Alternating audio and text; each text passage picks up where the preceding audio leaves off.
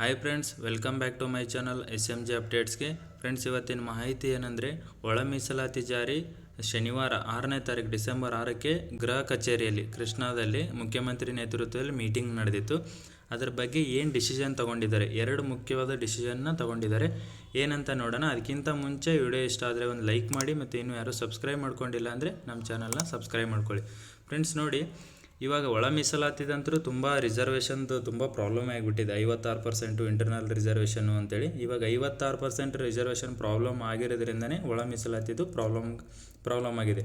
ಅದರ ಸಲುವಾಗಿ ಏನಾದರೂ ಪರಿಹಾರ ಕಂಡುಕೊಳ್ಬೇಕಲ್ಲ, ಅದಕ್ಕೆ ಮುಖ್ಯಮಂತ್ರಿ ಸಿದ್ದರಾಮಯ್ಯನವರು ಶನಿವಾರ ಮೀಟಿಂಗ್ ಮಾಡಿದ್ದಾರೆ. ಓಕೆನಾ.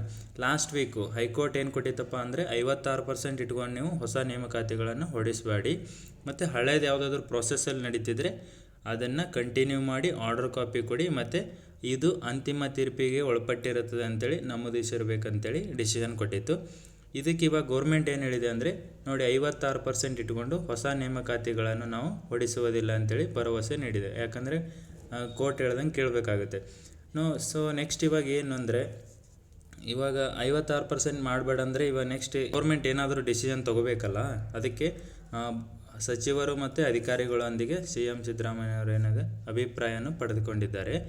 ಇಲ್ಲ ಅಂದರೆ ಏನಾಗುತ್ತೆ ಅಂದರೆ, ಇವಾಗ ಹೋರಾಟಗಳಂತರೂ ತುಂಬ ಹೋರಾಟ ಆಗ್ತಿದೆ. ನೋಡಿ, ಒಳ ಮೀಸಲಾತಿ ಅನುಷ್ಠಾನ ಆಗುತ್ತಿಲ್ಲ ಎಂದು ದನಿ ಸಂಬಂಧಪಟ್ಟ ಸಮುದಾಯದಲ್ಲಿ ಮೂಡಿದೆ. ಅದಕ್ಕೂ ಹೋರಾಟಗಳು ಕಾರಣ ಆಗ್ತಿದೆ. ಸೊ ಅದರ ಪ್ರಕಾರ ಏನು ಮಾಡಬೇಕಂದ್ರೆ, ಇವರು ಬೇಗ ಆದಷ್ಟು ಏನಾದರೂ ಒಂದು ಪರ್ಯಾಯ ಮಾರ್ಗ ಹುಡುಕಿ ನೇಮಕಾತಿಗಳನ್ನು ಸ್ಟಾರ್ಟ್ ಮಾಡಬೇಕಲ್ಲ, ಮತ್ತು ಒಳ ಮೀಸಲಾತಿಯನ್ನು ಅನುಷ್ಠಾನಗೊಳಿಸ್ಬೇಕು. ಇನ್ನೂ ಅದು ಕಂಪ್ಲೀಟ್ ಆಗಿಲ್ಲ. ಸೊ SC/ST ಮೀಸಲಾತಿ ಪ್ರಮಾಣವನ್ನು ಹೆಚ್ಚಿಸಿ ಏನು ಮಾಡಿದರು, SC ಮೀಸಲಾತಿ ನೀಡಲಾಗಿತ್ತು. ಬಟ್ ಅದು 56% ಆದ ಕಾರಣ ಮೀಸಲಾತಿಯಂತೆ ಯಾವುದೇ ಹೊಸ ನೇಮಕಾತಿಗಳನ್ನು ಮಾಡಿಕೊಳ್ಳಲು ಅವಕಾಶ ಇಲ್ಲ ಇವಾಗ. ಓಕೆನಾ.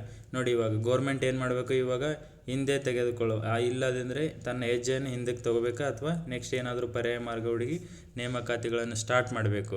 ಇಲ್ಲ ಅಂದರೆ ಏನಾಗುತ್ತೆ, ಇವಾಗ ಚಳಿಗಾಲ ಸೆಷನ್ ಸ್ಟಾರ್ಟ್ ಆಗಿದೆ ಬೆಳಗಾವಿಯಲ್ಲಿ. ಇಲ್ಲ ಅಂದರೆ ಹೋರಾಟಗಳು ಇವಾಗ ಆಗ್ತವೆ. ಆಲ್ರೆಡಿ ಇವಾಗ ಡಿಸೆಂಬರ್ 10ನೇ ತಾರೀಕು ಹೋರಾಟ ಇದೆ.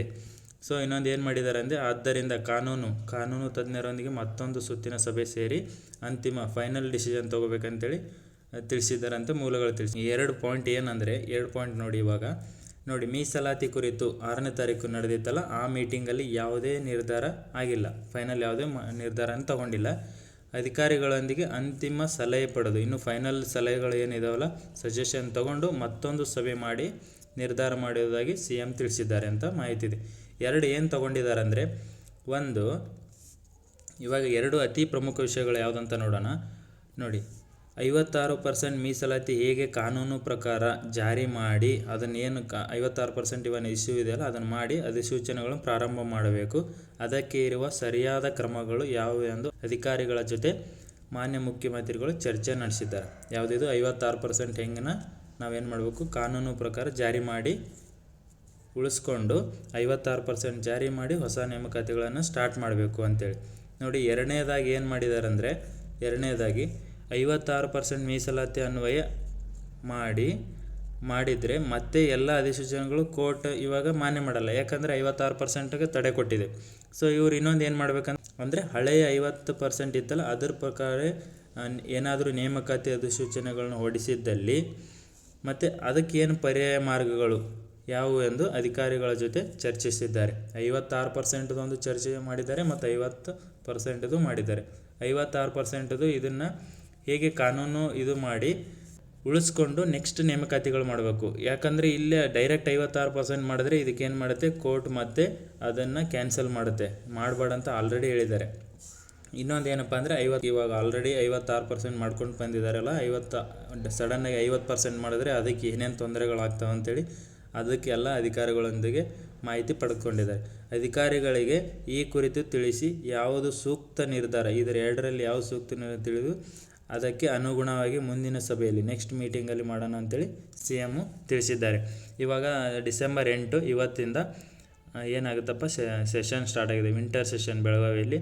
ಸೊ ಇದ್ರ ಮಧ್ಯದಲ್ಲಿ ಇನ್ನೊಂದು ಮೀಟಿಂಗ್ ಮಾಡಿ ಫೈನಲ್ ಡಿಸಿಷನ್ನ ತಗೊಂಡು ಯಾವುದನ್ನು 50%ಇಂದ ಮಾಡಬೇಕು ಅಥವಾ 56%ಗೆ ಏನು ಕಾನೂನು ಹೋರಾಟ ಮಾಡಿ ಅದನ್ನು ಉಳಿಸ್ಕೊಂಡು ಅದರ ಪ್ರಕಾರ ನೇಮಕಾತಿಗಳು ಮಾಡಬೇಕಾ ಅಂತೇಳಿ ಇನ್ನು ಫೈನಲ್ ಡಿಸಿಷನ್ ತಗೊತಾರೆ ಫ್ರೆಂಡ್ಸ್. ಓಕೆನಾ.